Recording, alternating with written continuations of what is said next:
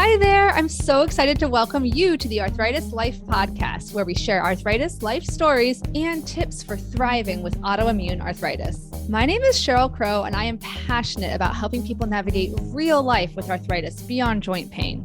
I've been living with rheumatoid arthritis for 20 years, and I'm also a mom, occupational therapist, video creator, support group leader, and I created the Room to Thrive self-management program.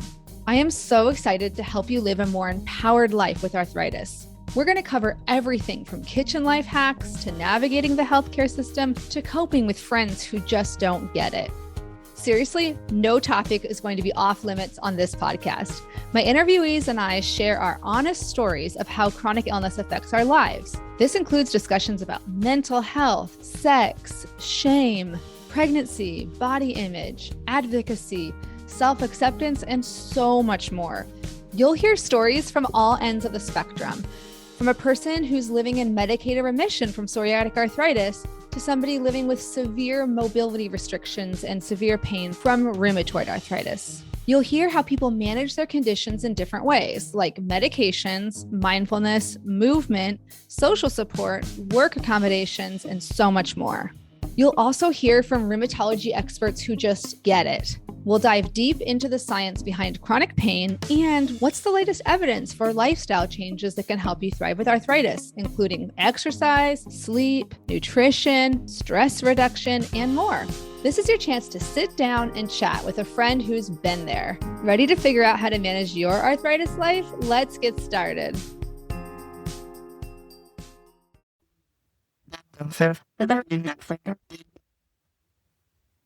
Welcome to Rumor Has It, the podcast that busts myths, highlights evidence, and inspires hope for living better with rheumatic disease. Through plain language interviews with experts, we will offer actual knowledge so you can thrive today. My name is Eileen. My name is Cheryl. Join us as we bust myths and spotlight evidence. So today we're so excited to have an expert here, Dr. Liew, who's going to be talking about axial spondyloarthritis, which includes ankylosing spondylitis and non-radiographic axial spondyloarthritis. Can you walk us through what is this condition? Yeah, so it is like a cousin of rheumatoid arthritis. It is where the body's immune system is causing inflammation, and we typically think about it as being in the spine. So there's inflammation in the spine, which is what the word spondyloarthritis means, and that is the more general term. And people may hear of different terms or different diagnoses that all fall under this. So ankylosing spondylitis is an older term that is being less used now. That is one diagnosis. And then we have more complicated diagnoses like non-radiographic or radiographic axial spondyloarthritis that we can talk a little bit more about. But they all refer to having inflammation affecting the spine. But I would note that people could have inflammation in other parts of their bodies, including the joints, but also just other parts of the bodies that are not joints. Thank you so much. That's really, really helpful. I'd also like to know next, can you let us know a little bit about your training and how you came to specialize in this research? I think my training journey and how I got here has to do with the fact that before I started medical school, I had a close friend tell me that they were diagnosed with ankylosing spondylitis, and they recommended that I look into becoming a rheumatologist. So this was approximately January 2009. I wrote it down on a piece of paper, as I do with everything important to me. I did not know what a rheumatologist was. I did not know what anything was, but I was like, okay, I'll consider this. And then I started medical school in 2010. And then like pretty soon I connected with a rheumatologist who was both a really like strong patient advocate, who was just an excellent clinician, who also enjoyed teaching. So like that was just a great connection. In medical school, I went on to shadow him even after he moved cities. And that really led me into really deciding I wanted to do rheumatology. So after completing medical school, which was 4 years, I started a residency in internal medicine, which you have to do before you become an independent clinician, like practicing on your own as a doctor. And during that time, I really solidified my desire to go into rheumatology as an advanced field, which required more training after that, but as well as go into rheumatology research so that I can like really advance our understanding of why different things are. So like who's at higher risk for different outcomes, or like how the treatments really work after they're studied in clinical trials. So like multiple years of training later, I'm at Boston University, and I'm seeing patients as a rheumatologist, and I'm doing clinical research, trying to get better answers that I can provide for the patients that I see. That's amazing. Thank you so much. We know you're very busy, very prolific researcher and science communicator on Blue Sky. So I'll go ahead and let Eileen start with the first myth that we're going to have you bust. Yeah, so I've been watching it for a while and know that you're an absolute rock star in the rheumatology field. So thank you for joining us today. It's an absolute honor to get to interview you and also understand a little bit of your personal journey to becoming a rheumatologist. I have a little personal journey myself to ankylosing spondyloarthritis because I might have it. And I'm going through the old scene if I have another form of autoimmune arthritis. So very interesting. And one reason why I love this myth: only white men get axial spondyloarthritis. If I'm diagnosed, obviously that busts that. But what's your evidence behind that? So, the reason a lot of the myths that we're going to talk about today have to do with how medical training happens. They say when you're in medical school, you're drinking from a fire hose of information, and you're supposed to learn all these intricate details about all these diseases, how to diagnose them, how to treat them. And you're never going to actually carry out all of that yourself, because when people are generalists, like general practitioners or primary care doctors, they're not going to be treating people with cancer with chemotherapy, for example. They're not going to be diagnosing people with different rheumatic conditions, most likely, but they're supposed to recognize that person might have that condition and refer appropriately, like to a rheumatologist. So medicine has just gotten so specialized, and there's so much information that we now know. But the only way for medical school in 4 years to cover all of the information and get people to at least try to recognize when someone needs to see a rheumatologist for possible axial spondyloarthritis is to give them what we call buzzwords. And they do that by asking lots of questions where it's a scenario of you have this patient in clinic and they have these specific symptoms. And oftentimes it's a very stereotyped picture of what it would be. And the traditional description of ankylosing spondylitis is a young man about 25 years old, say, who has low back pain, and usually they are white, and usually they are HLA-B27 positive, and they might throw in some other symptoms that are associated, like they might have a really red, painful eye with blurry vision. That's called uveitis. It can occur in some people with ankylosing spondylitis, and so on and so forth. So medical students are taught to recognize this pattern, but it misses a lot of people who definitely do have this condition. That's such a fascinating insight into what you're learning as a medical student, as a resident, when you're just, like you said, drinking from that fire hose. So I'm glad you were able to bust that myth that it's definitely not only men and not only white men that get axial spondyloarthritis. The second myth is that axial spondyloarthritis is easy to diagnose. Is that true or false? Why or why not?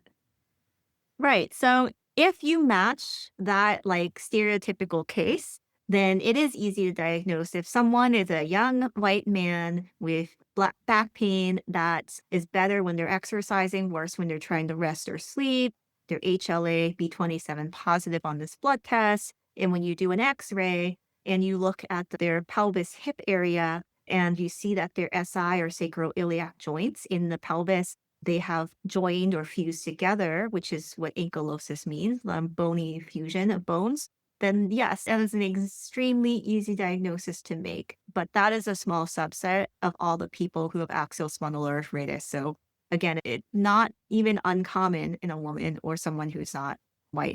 It may be less frequent than in someone who is a white male, but it occurs in everybody.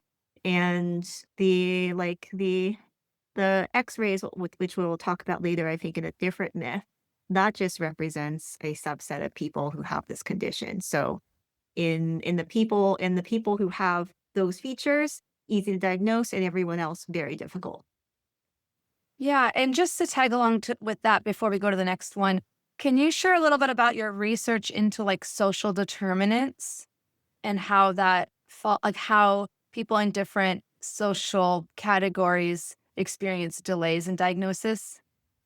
Right. So, tied with the fact that axial spondyloarthritis is overall not easy to diagnose, this is a condition that has a really long delay to diagnosis. So, the time from your symptoms starting until the day that the doctor gives you that diagnosis and talks to you about treatment, it can be many years. Some studies say like 8 years more than that. And that's not improved despite having more medications to treat this condition, more like imaging like MRI to try to diagnose this condition better. And that's just an overall number. And our question was by different groups of race or ethnicity or social economic status, would there be even like longer delays as compared to a population that might be white or white and male and young for reference? And we did do a study looking at just our hospital, and we did find that factors like having documented social needs like housing instability or food insecurity, that was associated with a longer time to diagnosis axial spondyloarthritis. In different race categories compared to white race had a longer time to diagnosis, counting from the first time they had seen a doctor about some symptom like back pain that was probably related to their diagnosis. It's Yeah. very eye-opening, and having it taken a very long time just to get my rheumatoid arthritis diagnosis. I can only imagine how difficult it is for people who don't fit the box for a diagnosis that has a myth like only white men get axial spondyloarthritis around it. Now, there is another myth about axial spondyloarthritis that might make diagnosing it a little bit easier or maybe a little bit harder. A positive HLA-B27 test means you have axial spondyloarthritis. Is this a fact or is this a myth? Right. So this is a really complicated one to explain. And HLA-B27 is a gene variant, and it's a gene that relates to a protein that's involved in like cell function and the immune system. Being positive for this gene variant, HLA-B27, is strongly associated with having ankylosing spondylitis, which is a form of axial spondyloarthritis. But less than perhaps 50% of the overall genetic risk for ankylosing spondylitis is due to this HLA-B27. And genetic risk is only part of the package because even if you have family members who have this condition, although you are higher risk for the condition compared to someone with no family members with this condition, you're not going to 100% automatically get it because your father had it, for example. And there are lots of people who are carriers of this gene variant who will have a positive HLA B27 blood test who will not develop AS, ankylosing spondylitis. And it's really only a minority of people who have that blood test positive, if you tested everybody, who will develop ankylosing spondylitis. So by no means is it a test that equals having ankylosing spondylitis. Thank you so much for explaining that. That's definitely a myth that I've heard before. And it really is, my heart goes out to everyone listening who maybe is in that, what I call diagnostic purgatory, where you just don't know what you have. You just know it's something that is causing you pain and just know that, it's complicated for everyone, right? The doctors too.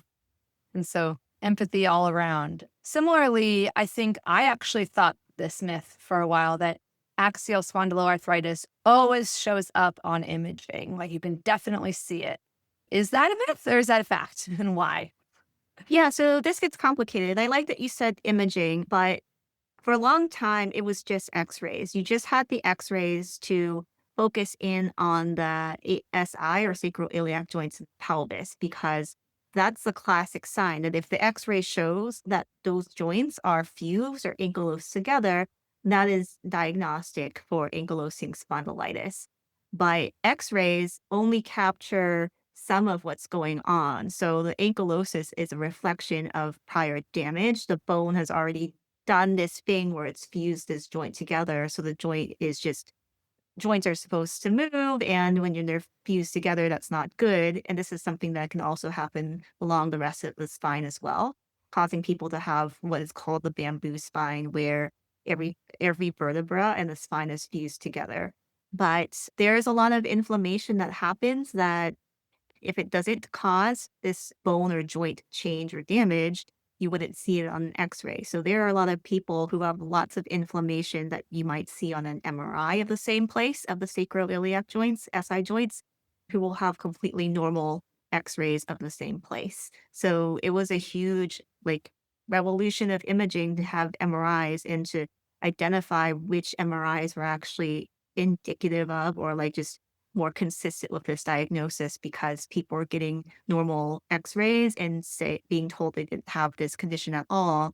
And now we know that non-radiographic axial spondyloarthritis, which really means they have a positive MRI showing inflammation and or damage to the bones and joints, but have a normal x-ray. Now we know that this is a whole subset of people that we were missing with just x-rays alone. Thank you so much. And that's a great example of how science, changes over time. And hopefully we keep getting better and better diagnostic measures. Oh, I'll hand it over to Eileen now. Yeah. And first, you have taught us so much already in such a short amount of time, and in excellent plain language, may I add. Now, our last wrap-up question, a little bit of a conclusion. In one sentence, what is the most important takeaway you'd like someone to learn from this episode? I think the most important takeaway would be, if you are concerned about having axial spondyloarthritis, that it is not a bad idea to look on the internet for trusted resources to better understand what you should be looking for. Well, that dovetails perfectly into my question, which is if people want to either connect with you or learn more about axial spondyloarthritis, I guess those are two different questions, where do you recommend they go? Well, this is a very US-centric recommendation, but the patient organization for spondyloarthritis in the US is called the Spondylitis Association of America, SAA. They have a lot of information, as well as just handout information, videos. They have webinars and global summits with videos from experts like me and my colleagues that they have posted on their website. And they also have just information about how people can have local meetups with people who are living close to them, so they can have peer support in person as well as online. I know that the UK has its own version. I know Canada has its own version. Different countries have their own versions of this. But you want to be looking for a patient organization around that disease condition, and that is where you would find relevant information. You're not looking for Google's AI generated information about what's the condition. Don't look at that. Go look for a patient organization that's for patients and has connections with experts. Absolutely agree. Now, thank you so much for joining us today and walking us through the difficult to understand process of diagnosing axial spondyloarthritis. And thank you to our listeners for joining us today.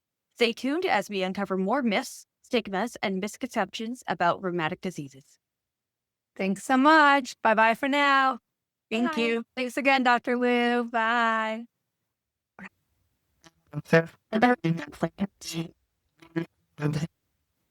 Thank you so much for listening. This podcast is supported by Room to Thrive, an educational program I created to help empower you to live life to the fullest with rheumatic disease.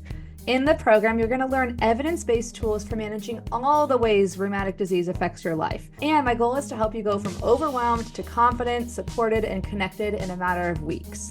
You can go through the pre-recorded modules on your own in the self-paced course, or you can take the course along with a robust support group of new arthritis friends to support you and cheerlead you along the way. Learn more in the link in my show notes, or you can always go to www.myarthritislife.net. And if you like this podcast, I'd be so honored if you took the time to rate and review it. I also encourage you to share it with anyone you know who might benefit from it. I also want to remind you that you can find full transcripts, videos, and detailed show notes with hyperlinks for each episode on the Arthritis Life website, plus full episode videos on the Arthritis Life YouTube channel. If you have any ideas for content for future episodes, or you want to share your story on the podcast, please send me, Cheryl, an email at info@myarthritislife.net. I can't wait to hear from you, and thanks so much again for your time.